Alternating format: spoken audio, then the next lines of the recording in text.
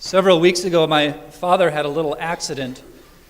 He was going downstairs and he had missed the last step and fell.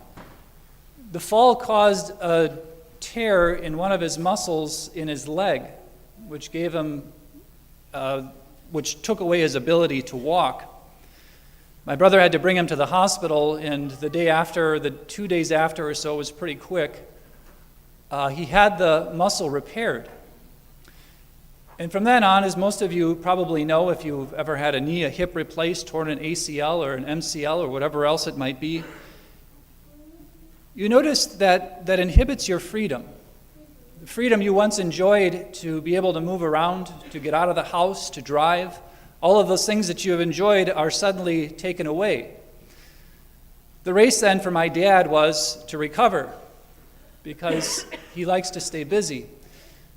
And so every day, very diligently, even before he got to the therapist, he was exercising his knee, icing it on a regular basis, and doing all the regimen he needed in order to get his leg working again. Today in our gospel, we see three very distinct groups of people.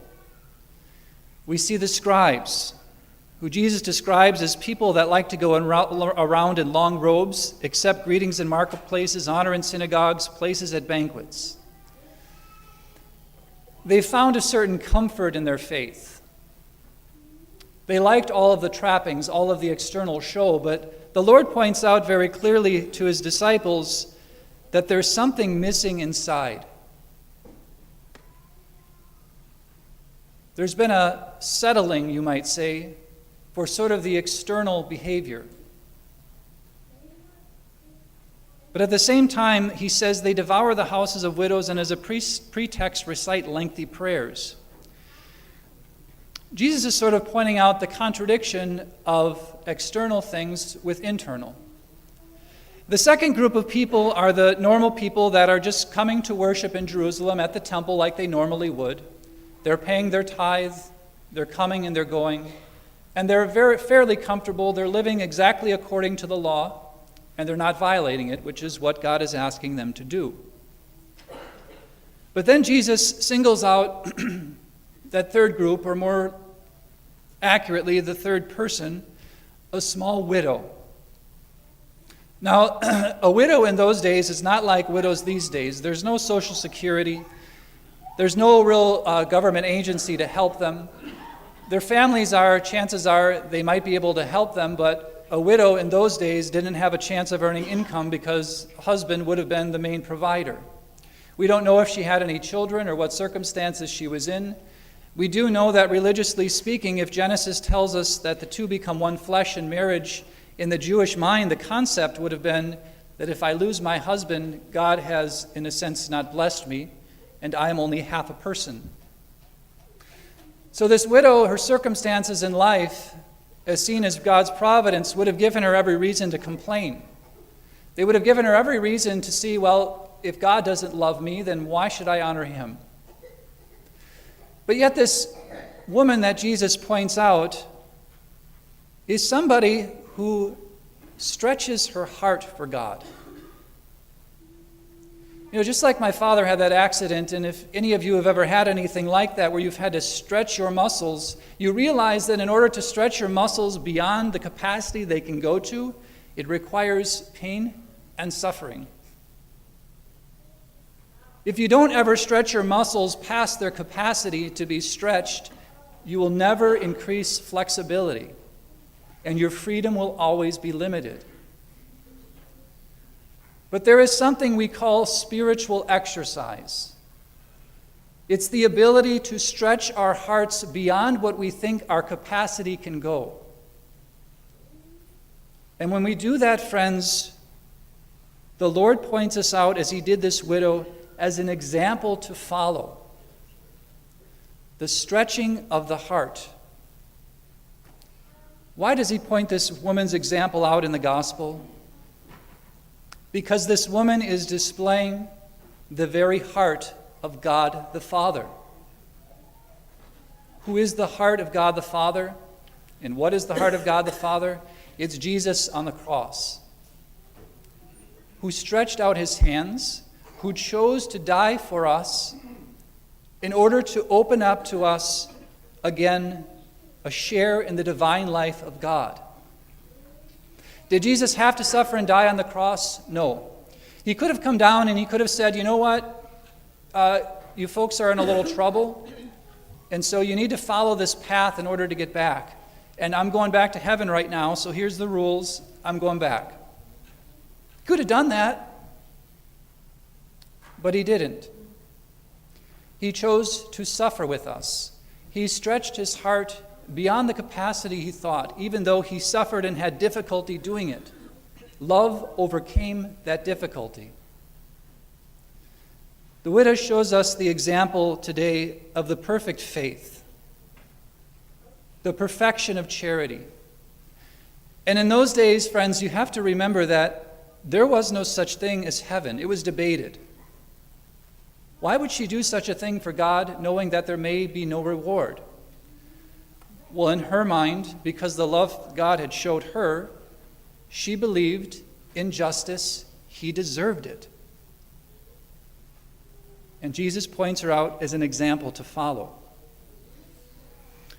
Friends, if you don't want to stretch your faith, it will never grow. If you never want your faith to be engaged, then never engage it. If you want to have true joy in your life, and joy is not a choice. People say that joy is a choice, and it's not. True joy is a byproduct. A byproduct of what? Of giving. True joy is a byproduct of giving. Parents, you know this when you have young children, right? You spend all day with them, you chase around for them, and at the end of the day, you're exhausted. And sometimes when life really gets difficult, maybe when your children are their teenage years, sometimes the only thing left you have to give at the end of the day is your tears. You ever have a day like that? Yep, I have. But that's precisely why God uses those opportunities to stretch our hearts.